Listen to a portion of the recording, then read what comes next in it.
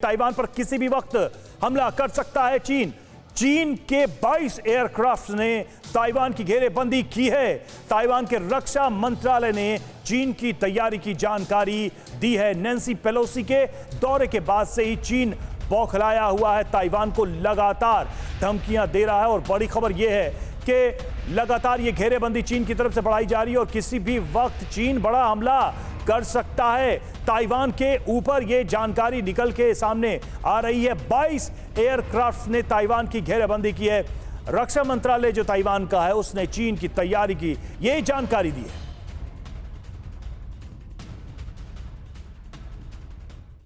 तो ये आशंका प्रबल हो गई है, मजबूत हो गई है कि ताइवान पर किसी भी समय चीन का हमला हो सकता है। चीन का यह हमला क्यों हो सकता है, कैसे हो सकता है, इसके बारे में जल्दी से हम आपको बताएं।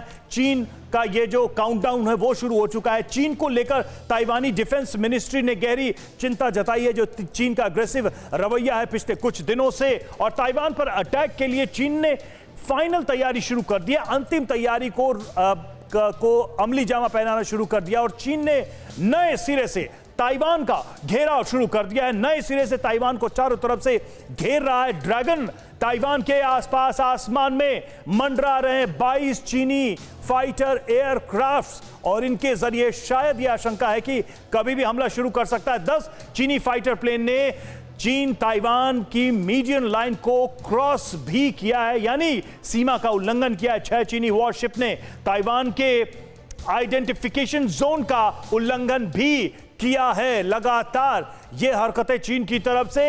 डोंगशा आइलैंड के नजदीक नजर आया चीन का एक फाइटर प्लेन और लगातार ये जो 22 के 22 एयरक्राफ्ट है, फाइटर प्लेन्स है चीन के, वो सीमाओं को ब्रीच कर रहे हैं, घेरेबंदी कर रहे हैं ताइवान की। यही वजह है कि इस बात की आशंका प्रबल हो गई है, मजबूत हो गई है कि चीन कभी भी हमला कर सकता है। मनीष झा हमारे साथ, हमारे सहयोगी जुड़ चुके हैं। मनीष, दबाव बढ़ा रहा है चीन और जो आशंका व्यक्त की जा रही है कि यह हमला चीन कभी भी कर सकता है, उसकी सबसे मजबूत वजह क्या ये 22 एयरक्राफ्ट जो ताइवान की सीमा को इंक्रोच कर रहे हैं वो है?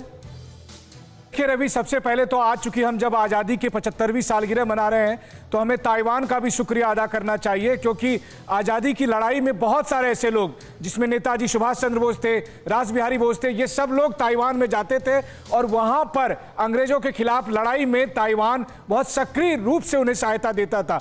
तो आज जब वो देश जो अपनी आज़ादी के लिए लड़ रहा है, आज वो देश जो चीनी कोलोनाइजेशन के खिलाफ लड़ रहा है, तो वैसे तौर पर निश्चित तौर पर हम सबको भी ताइवान को समर्थन और उन्हें याद करने की जरूरत है। और निश्चित तौर पर जो बात आपने कही, देखिए अमेरिकी सांसदों का प्रतिनिधिमंडल जैसे ही अब ताइवान पहुंचा है तो एक बार फिर चीन की वही बौखलाहट देखने को मिल रही है जो स्पीकर नैन्सी पेलोसी के विजिट के समय हुई थी। और इसलिए पिछले 24 घंटे में 6 युद्धपोत और 22 फाइटर जेट, जिसमें से अब बढ़कर संख्या हो गई है 11 ऐसे फाइटर जेट की जिन्होंने मीडियन लाइन को क्रॉस किया है, जिनको इन्होंने डिटेक्ट किया था ताइवान ने।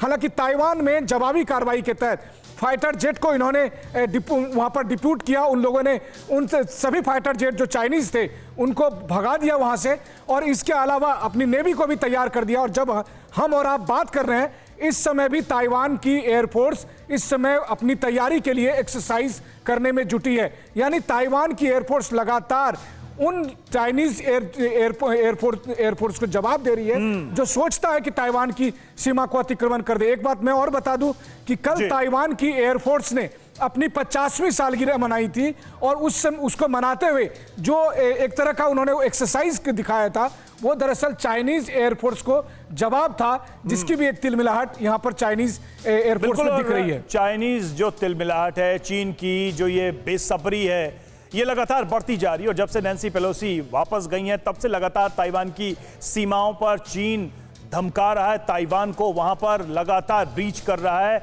इंटरनेशनल सीमाओं को। शुक्रिया आपका मनीष हमसे जुड़ने के लिए।